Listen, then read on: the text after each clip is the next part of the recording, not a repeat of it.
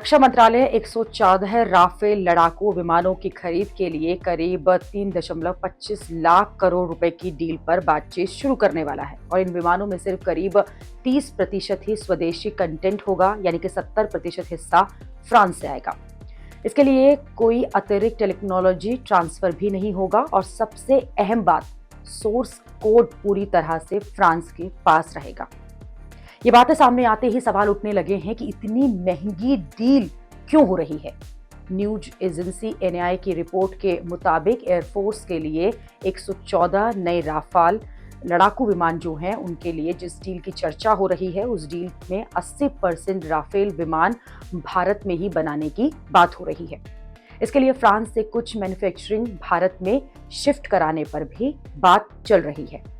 France से भारत ये बात कर रहा है कि राफेल बनाने का ज्यादा से ज्यादा स्थानीय चीजों का इस्तेमाल हो, लेकिन लोग अब ये सवाल उठा रहे हैं कि क्या इस डील से भारत को फायदा होगा या नहीं, क्या टेक्नोलॉजी मिल रही है या नहीं, और क्या इससे बेहतर विकल्प मौजूद हैं या नहीं, और भारत को समय पर लड़ाकू विमान मिल पाएंगे या नहीं।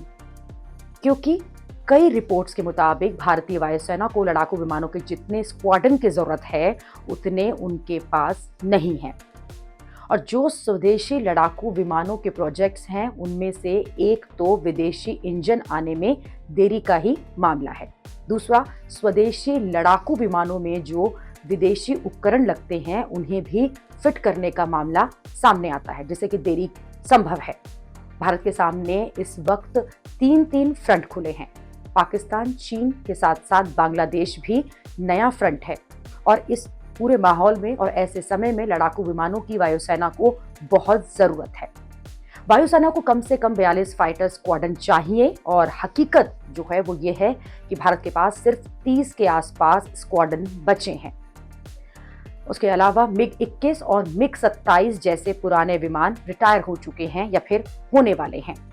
नए विमान उतनी तेजी से आ नहीं पा रहे हैं, लेकिन जिस तरह की डील की चर्चा हो रही है उसमें लोग ये कह रहे हैं कि अगर फ्रांस से 114 राफेल की डील होती है तो भी 2030 तक वायुसेना को 18 राफेल मिल पाएंगे। पहला भारत में बना राफेल तो 2032 में मिलेगा। न्यूज एजेंसी एएनआई के मुताबिक रक्षा मंत्रालय 114 राफेल लड़ाकू विमानों की खरीद के लिए करीब 3.25 लाख करोड़ रुपए की डील पर बातचीत शुरू करने वाला है। लोग कह रहे हैं कि ये तो बहुत ज्यादा रकम है, इससे तो ये डील बहुत महंगी पड़ेगी, क्योंकि न तो टेक्नोलॉजी ट्रांसफर हो रही है और न ही पूरी तरह से ये मेक इन इंडिया राफेल होगा। ये तो घाटे का सौदा लग रहा है। हालांकि अभी बातचीत हो रही है और फाइनल नतीजा क्या होगा इस पर अभी इंतजार करना होगा।